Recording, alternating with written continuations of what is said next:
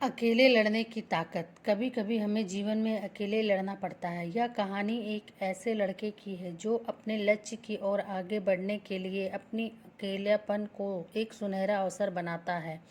एक समय की बात है, एक छोटे से गांव में एक लड़का रहा करता था। वह बहुत बड़े सपने देखता था और अपने लक्ष्यों की प्राप्ति करने के लिए निरंतर प्रयास करता था, परंतु उसके पास ना ही उसका कोई दोस्त था और ना ही कोई गाइड करने वाला। उसके परिवार में भी उसके सपनों को समझने वाला कोई नहीं था।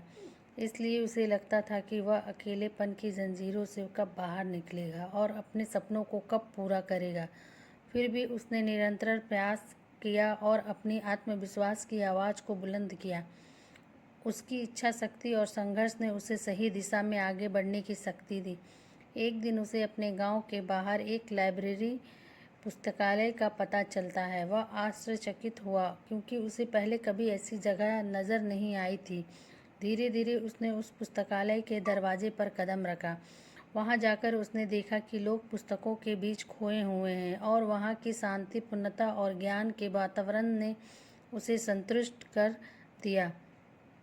अपनी उत्कृष्टता को पहचानते हुए उसने यह निर्णय लिया कि वह पुस्तकालय में ही समय बिताएगा। धीरे धीरे वह पुस्तकालय की विभिन्न किताबों को पढ़ने लगा और नई दुनिया की खोज में निकल पड़ा। दिन बीतते गए और उसका ज्ञान दिन प्रतिदिन बढ़ता गया और वह अच्छे लेखकों और दर्शकों के साथ रिश्ते बनाने लगा। इसी के साथ उसने लिखने का भी मन बना लिया। उसने कई लेख लिखे, जिसमें से उसका एक लेख प्रकाशित हुआ और उसे अवसर मिला अपने लेखकीय कौशल को दुनिया के सामने प्रदर्शित करने का।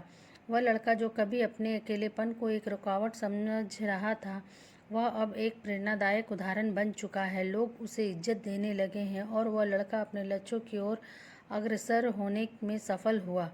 इस कहानी से हमें यह सीख मिलती है कि अकेलापन एक सुनहरा अवसर बनाने के लिए हमें संघर्ष करना पड़ता है।